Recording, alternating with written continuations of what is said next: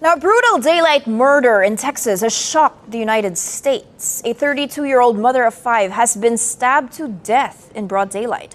Two sisters and their friend have been arrested and charged with murder for that killing. What shocked people even more is the footage of the suspects smiling and laughing as people took them away in handcuffs. The Del Rio Police Department received a call at around 2:10 p.m. local time on June 25th. After a woman arrived at a regional medical center with multiple stab wounds. She was still alive when they were already in handcuffs. Sit with that for a second, because it's the detail that makes this case different from almost every other one we cover on this channel. A 32-year-old mother of five walked into a hospital critical, fighting for her life. And by the time she died that night, the three women police say killed her were already sitting in a jail cell. This happened in Del Rio, Texas. A border city of about 35,000 people, the kind of place where nobody is more than a couple of connections from everybody else. That detail is going to matter more than you think. What made this case explode online wasn't the murder. It was what happened after. A doorbell camera caught the killing, and an independent journalist standing on the street caught the arrest. Two young women, smiling, laughing, one of them sticking her tongue out the window of a patrol car like she didn't have a care in the world. The internet gave them a name within hours, the Smiling Sisters. Today we're going past that 15-second clip everyone's seen, into the doorbell footage, the probable cause affidavit, the bond hearing that's happened since, and the one honest answer nobody in the mainstream coverage has been willing to sit with. Nobody outside four women knows why Carolina Paya is dead. By the end of this video, I'll walk you through exactly what is confirmed, what is still just a theory, and where this case stands in court as of this week. Before we go further, if you're new here, this is True Crime Nabuma. We build every case from verified reporting and court documents, not speculation dressed up as a reveal. If that's the kind of true crime you're here for, hit subscribe now, because there's more to this story than the viral clip, and you're going to want to see where it goes. This video discusses knife violence, a homicide, and its aftermath in factual, non-graphic terms. It is not intended to sensationalize what happened to Carolina Paya. If you find true crime content difficult right now, please take care of yourself first. Before this becomes a story about three suspects, it has to be a story about the person they took from her family. Everyone who knew her called her Caro, 32 years old, mother of five. And if you ask the people closest to her, that's not just a biographical detail. It's basically the whole of who she was. Her childhood friend, Zelina Ochoa, put it about as simply as it gets. Caro was born to be a mom. That friendship goes back years, to a program called Cradles in the Classroom, a resource for teen parents trying to finish school while raising kids. Caro would watch Ochoa's son so Ochoa could catch up on schoolwork. Later, when Ochoa needed help setting up her first apartment, Caro gave her what she had: baby clothes, a television, videotapes. Ochoa's words: if she had it and you needed it, she'd give it to you, even if it was the last of what she owned. Then there's Cristina Salinas, another close friend, whose account of the day before the murder has stuck with a lot of people following this case. Salinas says she and Caro spent that evening together, just hanging out, cooking with Caro's daughter in the kitchen. Ordinary. Nothing about it suggested what was coming. The next day, the day of the attack, Salinas missed a call from Caro at 1:35 in the afternoon. Just minutes, it turns out, before the confrontation that would end Caro's life. Salinas has said publicly she thinks about that missed call constantly. We don't know that answering it would have changed anything. Nobody can know that, but you can understand why she carries it anyway. Here's something that's taken on a strange weight since the case broke. About 2 weeks before she died, Caro posted something on Facebook, a short, quiet line, almost like a prayer, asking to be kept safe from things she couldn't see coming. At the time, it was just a passing thought, shared the way people share passing thoughts. Nobody reads something like that as a warning until after the fact. Afterward, it's almost impossible not to. According to Salinas, Caro's injuries were severe, stabbed in the side of her stomach and twice in her back, wounds that reportedly punctured her lungs. By some accounts, it was her own nephew who got her to the hospital that day. Visual: text card with basic biographical facts. Name, birth date, city. Her full name was Caroline Raquel Paya.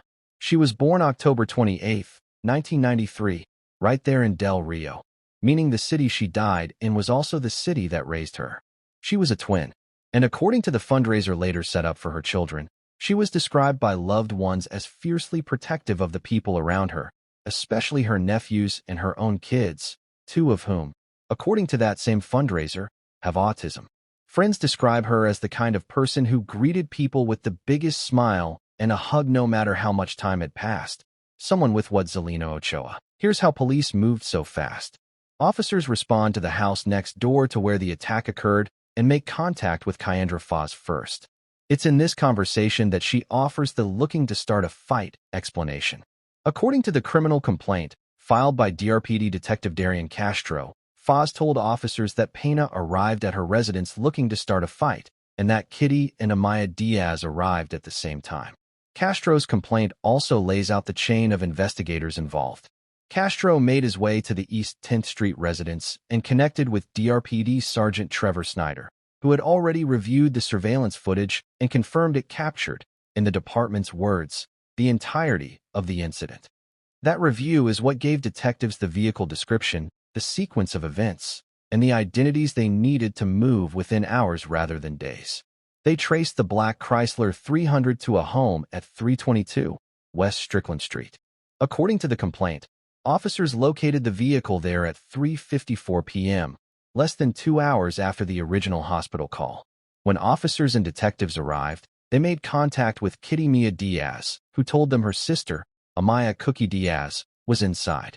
According to the affidavit, Kitty had been in a pink tank top and blue jeans during the attack. Cookie had been in red. By the time police found them, both had changed clothes and recently showered, hair still wet. During a search of that home, officers reportedly found the clothing Kitty had been wearing in the video. It had been placed in a washing machine. This is the detail that turned into an additional charge. Kitty Diaz is now facing tampering with evidence on top of murder. As one retired homicide detective explained it publicly, changing clothes and washing potential evidence after a knife attack is exactly the kind of behavior that builds what's called an affirmative link, proof connecting a suspect to the act, not just circumstantially, but through their own attempt to erase it. One more detail worth sitting with. Police say Kitty was taken into custody at a home where her own young child was present. By around 4 p.m., less than 2 hours after the first hospital call, all three women were in custody and taken to the Del Rio Police Department for booking before transfer to the Geo Correctional Facility. Cara was still alive at that point. She wouldn't die until 9 o'clock that night. This is the moment that turned a local homicide into a national story. Not the stabbing, the arrest. As Kitty and Cookie were escorted out of the home in handcuffs, independent journalist Michael Elizondo was filming. He later told the New York Post he hadn't even known why police were there. He'd just noticed unusual activity in the neighborhood and went to see what was happening. His own account of watching it unfold is worth hearing close to how he described it. When the first woman was walked to the car, his reaction was basically indifference, whatever, in his words. It was the second one who caught his attention. He described her as being in a happy mood, smiling, goofing off like nothing happened. Then, he said, the patrol car window came down, and she stuck her face and her tongue out at the camera. According to reporting from the New York Post, Cookie giggled and jokingly told the person filming to stop, as if it were an inconvenience rather than the aftermath of a woman's death. A smile isn't evidence of guilt, and it isn't evidence of innocence either. Psychologists note that inappropriate effect, laughing at the wrong moment, appearing detached, isn't automatic proof of someone's character or culpability. People process trauma and fear in wildly different ways. That said, Del Rio Police Chief Frank Ramirez was asked directly about the footage by TMZ, and he didn't hedge. His impression, it didn't look good. He said you'd expect to see more remorse in a situation like this, and used the word callous. That's a police chief describing the optics of his own case in blunt terms, and optics matter, especially once a jury eventually gets involved. As one retired detective put it, footage like that doesn't bode well in front of a jury down the line, regardless of what else the evidence shows. So the video did two things at once. It made this case impossible to ignore, and it created a public impression, callous, remorseless, before either woman has stood trial, before a jury has heard a single piece of testimony. Both of those things can be true at once. The video is genuinely disturbing to watch. and it still isn't a verdict. Part of why this case spread the way it did has less to do with the video and more to do with where it happened. Chief Frank Ramirez has said publicly that Del Rio simply doesn't see cases like this. In his words, "This isn't the norm for the city in any way. Del Rio has a comparatively low crime rate and what he called a pretty good quality of living, so a daylight, multi-attacker stabbing is not something most residents there ever expect to encounter." Ramirez has also said he believes the case resonated far beyond the city itself because of exactly the elements we've already covered: a mother of 5, 3 attackers against 1, and video of the accused afterward that, in his assessment, didn't show much remorse. Friends of Caro's have described the reaction locally as grief mixed with anger and a lot of unanswered questions. According to reporting, images and video showing Caro immediately after the attack circulated on social media before being taken down, reportedly including one showing her in a blood-stained shirt in the moments after the confrontation. We're not going to describe that further or link to it. It's exactly the kind of raw, non-consensual material that shouldn't be spread for clicks, and its circulation has reportedly added to her family's pain rather than helped the case in any way. Caroline Raquel Peña was laid to rest the Wednesday after she died, 1 week after the attack. A GoFundMe set up to support her 5 children has continued to raise money since, described by organizers as help for a family whose loss has devastated not just them, but, in the organizers' words, the entire Del Rio community grieving alongside them. If you've made it this far, you already know this channel doesn't do the "here's the shocking twist" version of true crime. We do the version where we tell you exactly what's confirmed and exactly what's still a theory. That takes longer to make, and it only works if you're here for the next one too. Hit subscribe and turn on notifications, because this case is still moving through the courts, and we'll be back with a full update the moment anything changes. Here's the chapter 1 have to be most careful with, because it's the one people came here for, and the one where I have the least to actually give you. Del Rio police have not released an official motive. Haven't yet released it, in the sense of holding something obvious back. They have repeatedly, on the record, said they don't know or aren't ready to say why this happened. What we actually have: Kyandra Faz's own statement that Caro came to her house, looking to start a fight, offered by one of the 3 women now charged with murder, which means it's not neutral and not independently corroborated. Chief Ramirez's comment to TMZ that all 4 women lived in Del Rio, knew each other, and that Caro had a reason to be at that house, without saying what that reason was. He called the attack not random. A retired detective's general observation that people typically kill for one of 3 reasons: sex, money, or drugs, which is pattern recognition, not evidence in this specific case. That's it. That's the entire body of motive information that's actually sourced as of this recording. Every version of the real reason floating around comment sections and reaction videos doesn't trace back to anything police, prosecutors, or court filings have confirmed. A guest dressed up as a reveal isn't information, it's noise. And in a case with 3 women who haven't stood trial, that kind of noise can shape a jury pool before this case ever reaches a courtroom. So we're not going to do that here. A question that comes up constantly in multi-attacker cases: if only one person allegedly had the knife, why are all 3 facing the same murder charge?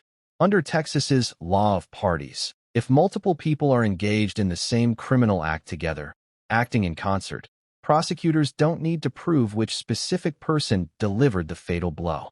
Involvement in the collective act can be enough to bind everyone to the same charge. So even though the affidavit describes Cookie as the one holding the knife, Kitty and Kyandra aren't automatically facing a lesser charge for allegedly only throwing punches. This isn't a fringe legal theory, either. It's one of the more well-known features of the Texas Penal Code, and it's been used for decades in cases far beyond stabbings. It's the same basic principle that's put getaway drivers who never fired a weapon on death row alongside the person who pulled the trigger, and it's the reason prosecutors in group assault or group robbery cases almost never have to sort out who did the most damage before filing charges. The law essentially asks one question: were you a willing part of the group that committed the crime? If the answer is yes, the specific role you played becomes a sentencing consideration down the line, not a reason to avoid the charge itself. That's an important distinction for anyone following this case closely, because it means the ongoing conversation about who actually held the knife. While relevant to how a jury might ultimately weigh individual culpability, is not, by itself, a legal shield for the other two women. Then there's the tampering charge tied to the washing machine. Detectives don't need a confession to build a strong circumstantial case. They build what's called affirmative links, actions after the fact that suggest consciousness of guilt. Changing clothes, washing potential evidence. These don't prove intent to kill on their own, but in front of a jury, they suggest the person knew there was something worth hiding. There's also an interrogation strategy worth understanding here, because it explains part of why the public record is still this thin. According to a retired homicide detective who's spoken about cases like this generally, a smart interviewer doesn't walk into a room with a suspect and immediately lay the video evidence on the table. Instead, you build rapport first. You ask open-ended questions and let the person describe their own version of events in their own words, without revealing how much footage or evidence you already have. If their account contradicts what the doorbell camera shows, investigators have caught them in something meaningful, not just handed them the correct answer to repeat back. That approach takes time, and it means the department can sit on details for weeks without it meaning they don't already know more than they've said publicly. This may also explain why the true motive hasn't surfaced publicly. Releasing it prematurely could tip off a defense strategy, taint a jury pool, or undercut leverage investigators still need. Since this case first broke, there's been a real update, and it's worth being precise about it. On the Friday after the killing, Amaya Cookie Diaz, Kitty Mia Diaz, and Kyandra Renee Foz appeared before Justice of the Peace Jesse James Trevino for magistration. Trevino set bond at $5 million for each of the three defendants, $15 million total, and noted that all three requested a court-appointed attorney, meaning none of them have entered private representation as of that hearing. As of this recording, none of the three women has been formally indicted by a grand jury. The case is moving through the pre-indictment process, and police have said publicly that additional charges could still be filed as evidence continues to be processed. There is still no confirmed murder weapon recovered in public reporting, and there is still no officially released motive. Chief Ramirez has said his working theory could change as more evidence comes in. That's the honest state of this case right now. 3 women in custody, a $15 million combined bond, court-appointed attorneys requested, no indictment yet, and an investigation the department itself is calling active and ongoing. If an indictment, a plea, or new charges come down, that's a fact-based update worth its own video. And if you're subscribed, you won't miss it. There's a real tension sitting underneath this entire case. The justice system is built to determine guilt through evidence and due process, not through a 15-second clip that went viral before anyone involved had spoken to a lawyer. The footage is genuinely disturbing. The presumption of innocence is real. Both of those things are true about these 3 women at the same time, even when it's uncomfortable to hold both. And underneath all of it is the part that no motive, no indictment, and no conviction can undo. Carolina Paya was 32 years old. She gave away her last possessions to a friend in need. She spent her final evening cooking with her daughter. She left behind 5 children. Kids who will grow up piecing together who their mother was from photos, from stories, from strangers online who only ever knew her as the woman in a headline. Whatever the reason turns out to be, if it ever becomes public at all, it will answer a question. It won't undo what those 5 children lost. That's where this case sits right now. An investigation still searching for the why, a video the public can't stop watching, and a family that already knows the only thing that actually matters. Caro isn't coming back. If this case moves, an indictment, a new charge, a motive finally confirmed on the record, we'll be the ones bringing you the update built from actual court documents, not speculation. Subscribe to True Crime Nabuma, turn on notifications, and drop in the comments which case you want us to fact-check next. And if you want the full timeline of everything confirmed so far in writing, check the pinned comment.